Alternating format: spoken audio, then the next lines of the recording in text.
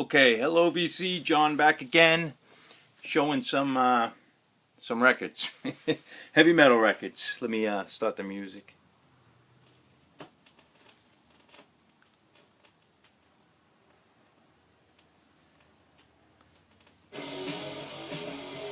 All right, what background music's gonna be from Druid. This is Vampire Cult from 1989. And it's on Black Dragon Records, and I know they put it out on their own label or an indie label anyway in America. Different cover and better band photos. They look more doomy, I think, on the other one, but this is the only one I could find. And it's got a lyric sheet, and it's a really good record, especially for '89, because it sounds like more like '86, '87.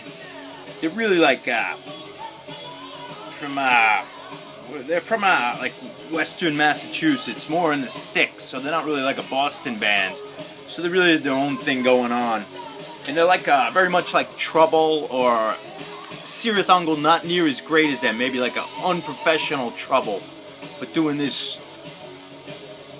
doom metal kind of thing. But it's a great record. Really enjoy this record, especially for '89. And the book I'll show, not that I'm going to show a book every time, but I just reread this. I bought this when it came out in '02. And I ran out of reading materials, so I'm just grabbing old books again. And Paul Di'Anno autobiography. And I reread this again, and he's even a bigger jerk than I remember him. And terrible book. Terrible guy, great singer, great 2 albums, but interesting book if you pick it up cheap. I mean, just a lot of his escapades and him hyping himself up, and he's just a real bad guy to women, real bad guy to bandmates, and full of himself. But interesting read for Maiden fans. Okay, the last video I did got cut off short. I don't know. I kept filming, so some of the things I said were in there weren't. So I'm going to try to go through quick so I don't make a 30-minute video. But I picked up Genghis Khan Killers, which is really the early bands of Tokyo Blade. And it's like their demos, basically. Demos of Tokyo Blade's early bands. And it's on High Roller, and it's a fantastic package. And they really go all out High Roller. They even put like a fake OBI strip. Let's see. Great gatefolds, double album. And it's got everything you need. It's got like some giant poster.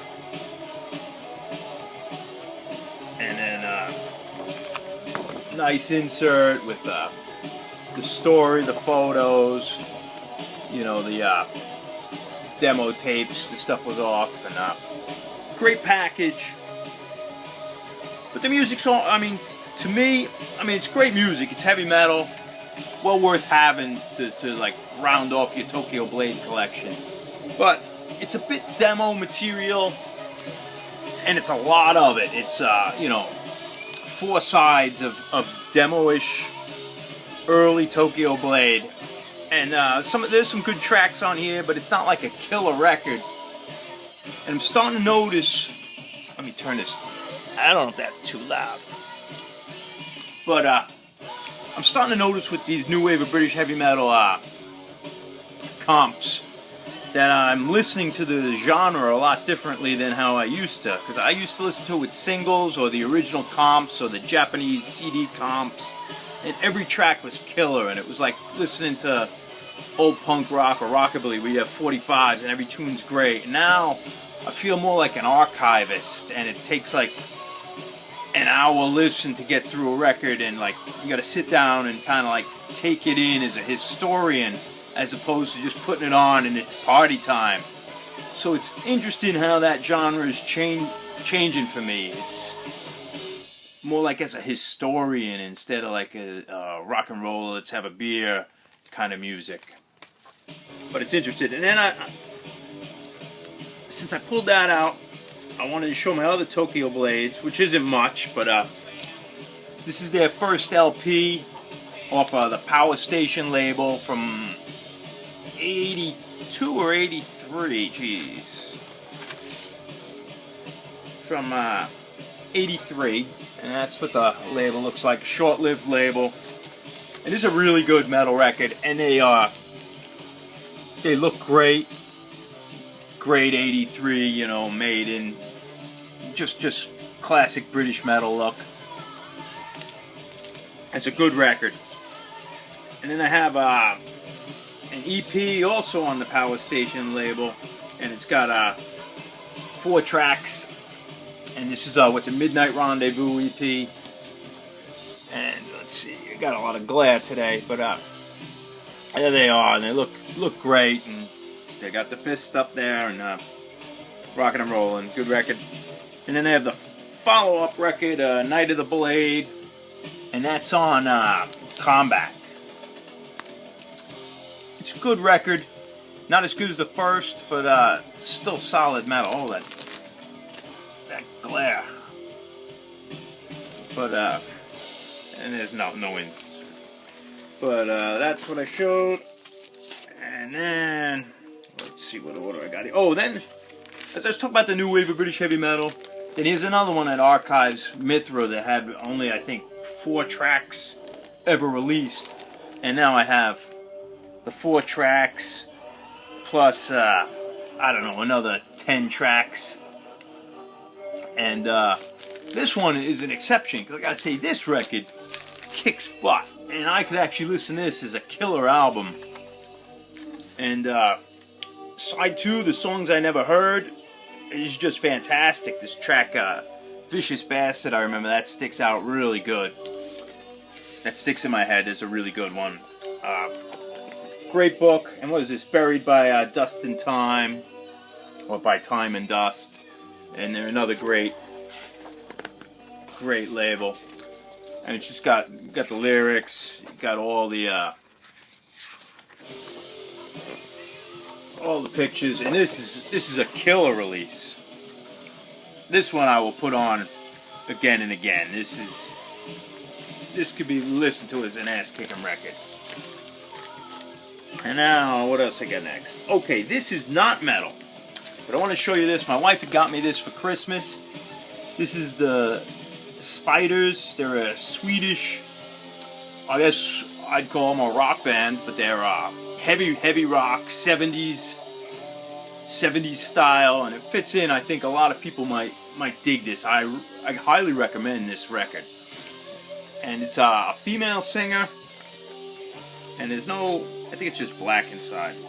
Yeah, no pictures, but really standout tracks. It's not quite the MC5 of the Stooges, but definitely influenced by that, and just like 70s rock. And I know they have like a harmonica and tambourine on it and stuff, but it's not wimpy. It's stomping, real catchy tunes, and female vocalists, like I said. And yeah, if you see this record, I recommend it if you want to just vary your hard rock metal listening. So just check them out. Really good. Couple of tracks, real catchy. And then my wife went and saw them live, and she picked up the 10-inch they were selling, which has got 3 tracks in it, and one of them, I don't know if it was the last one, one of them was really good. I mean, the whole thing was good, and I'm happy to have it. And you can see they look like, without the glare, but they look like dirt bags, like good 70s rockers. And this is really good too. And this is a really impressive band if you want to go down that hard rock, but like heavy 70s rock. And what else? I picked up Metal Fatigue. I've never had this record, always been on my list. Ebony Records, #1, and it's Ebony Records, of course, from like Grim Reaper and I think like Blade Runner or Chateau. I think Blade Runner. But they started out at putting out comps, and it's decent. It's not a great comp, but Savage Ain't No Fit Place, of course, is a great tune. There's Shell Shock, and I don't know if that's a misspelling, but they spell Shell Shock SCHELL. But that's a decent tune. And then side 2 is actually really good in a bad way. Like, not bad, but it's more like British, like, he still has that 78, 79 kind of hard rock sound. And there's a band called Assassin and this song called Long Southern Road, and it's got like this like drudgy grooving thing, kind of almost like a Hawkwind kind of tune, and it's good in a different way. The side 2 I actually like better. It's less metal, but more interesting with like phaser pedals, and just it's very British 79, 80 sound. And what else? Okay, that's that. Black Trip, everyone showed it, but I finally got a copy of the first album. And it's a little more like the first 2 Maiden records. Well, the first Maiden record, but a little maybe mid-tempo. A couple more upbeat songs, but a little more mid-tempo. And this might actually be a reissue, a second press. And this one's, I'm not sure, but this says 2014 Steam Hammer. So... And I got this, where did I get this from? I don't remember, but I got this pretty cheap. Did I get? Yeah, I don't remember. And it came with a, oh, it's got the inner. It's not as Thin Lizzy-ish as the other one. It's got the lyrics. Oh, it's got another picture. Lyrics. And it came with the CD too, which is nice. And I think that's in the car, or my wife's car. But if you're looking for this, I see it going for money, but then I found this. Geez, I can't remember where I got this from, but I got this for a real decent price, because maybe it's the reissue. Then I picked up TT Quick's first EP. I never had this, and this is really good.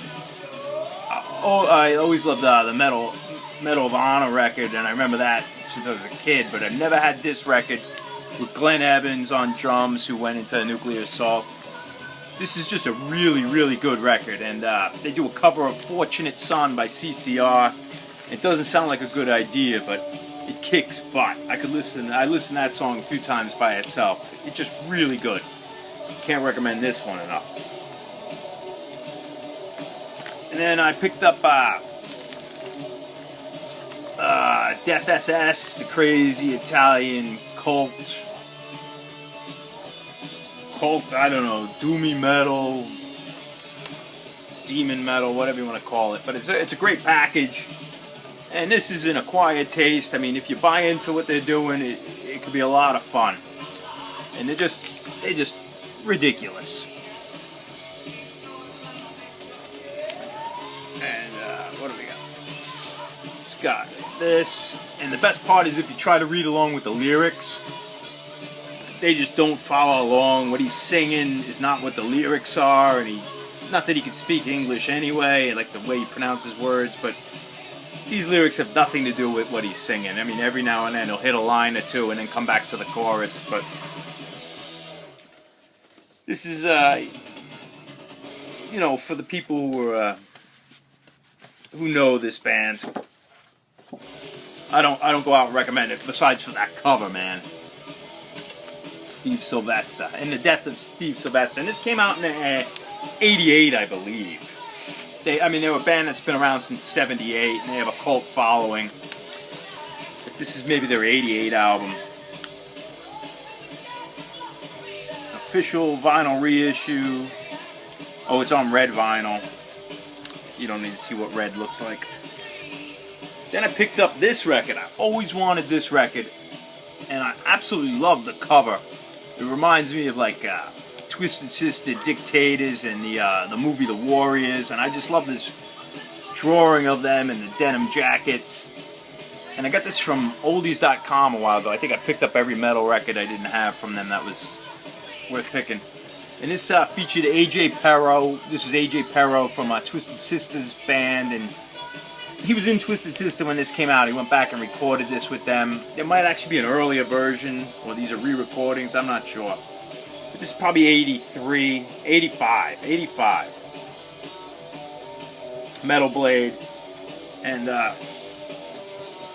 it's got lyrics, whatever. But this record sucks, and I'm kind of glad. I mean, I'm sad that this record sucks, but I'm glad that I bought a record that I really don't like, just to show that I'm not to show to you guys, but to prove to myself I'm just not like real easy going now, and I'm just not a good critic. I just like all metal. But this record is kind of boring. It doesn't go anywhere. The guitar playing's all one level and not very good. And I always seen this cover around, and I thought it was gonna be good. It's lousy. And in that same purchase from Oldies, I picked this one up just because it was like $5.98 or something. And this cover is terrible.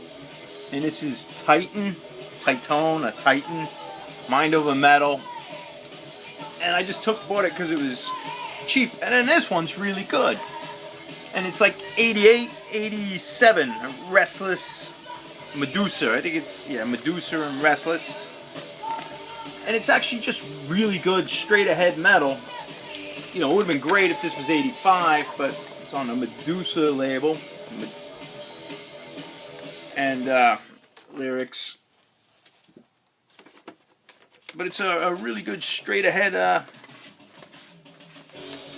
you know, classic metal record. Join us, the Titan Tower Crusade. But anyway, that was a surprise, because I thought this one was going to suck and the other one was going to be good.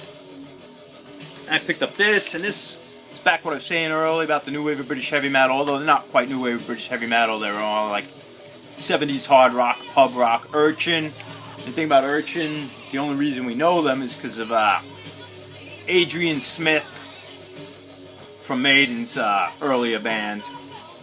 And this is High Roller #1. Obviously, it's probably like the 4th pressing. But I don't really like this record. I'll listen to it again, but it sounds a little pubby. It's a great package, especially for Maiden fans. I have fun though looking at the old sounds or whatever this is from, all the club listings and who's playing. And you see some of the early bands. Most of them you don't know because they're just real pub bands like East End, London kind of stuff, or Camden. Well, maybe not just East End, but there's actually one with Maiden playing. But it's just not that good. I like the single they have, which I don't have obviously, but the Black Leather Fantasy or something. I can't remember the 2 tracks off it, but those are better than a lot of the stuff on here. But I'll listen to it again. Glad to have it, but it doesn't jump out at me. And then in the exact same vein as that, I picked up Diamond Lil, and I actually really like this record. And it's not really better than the other one, but I enjoy it. It's a chick singer, and like kind of demo sounding songs, very dry, no studio tricks, just straight guitar, no room sound or ambience. But it gives you that low budget British pub feel from 78, 79, although this is probably like, this might be 79, 80 stuff. Got a promo photo, and they give you more stuff than you need. This is High Roller again. And a couple of tracks are good. If you go on YouTube, the 2 or 3 best tracks are up there, and I got my poster, and I know this isn't hung up in any room in the entire planet, besides maybe like one of the band members who put it in his office or basement. Lyrics. Nice book again.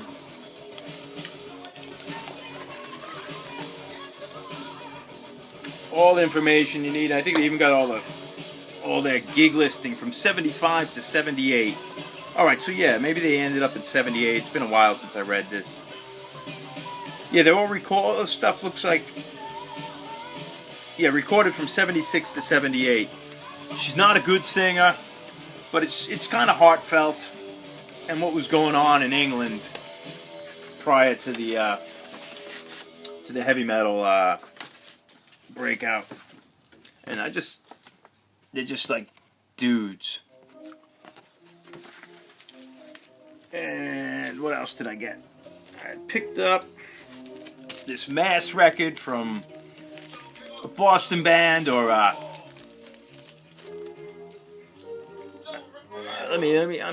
there's like a last like joke song on this record. It's only 27 seconds, but 27 seconds I didn't need to hear. But I'll just flip that. We're gonna end this sooner, but this is not a good record also. And this was on RCA, so they got signed to RCA, and they got that green light thing, which I know is on the Takashi record. I see that. Just kind of boring, hard rockish heavy metal.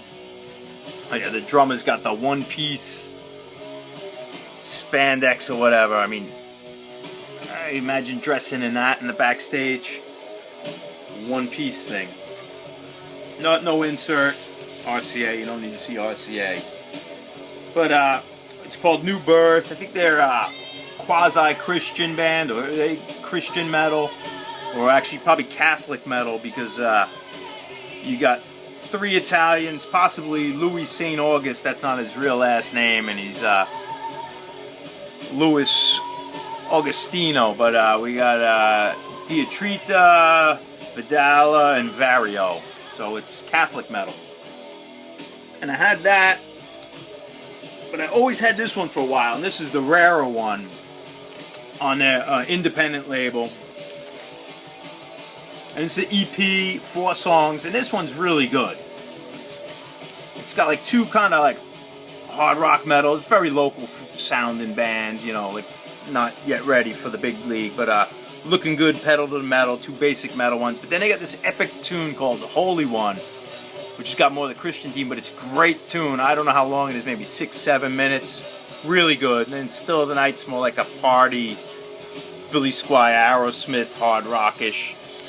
This is a good EP to have. I'm happy to have this one. It's a little rare. I mean, it's not sought after, but a little harder to find. And I think that's all I want to show. Maybe I could fit something else in. Let's end it there. All right, now I'll finish up the rest of my new editions another time. Thanks a lot. See you later. And this Druid's really good.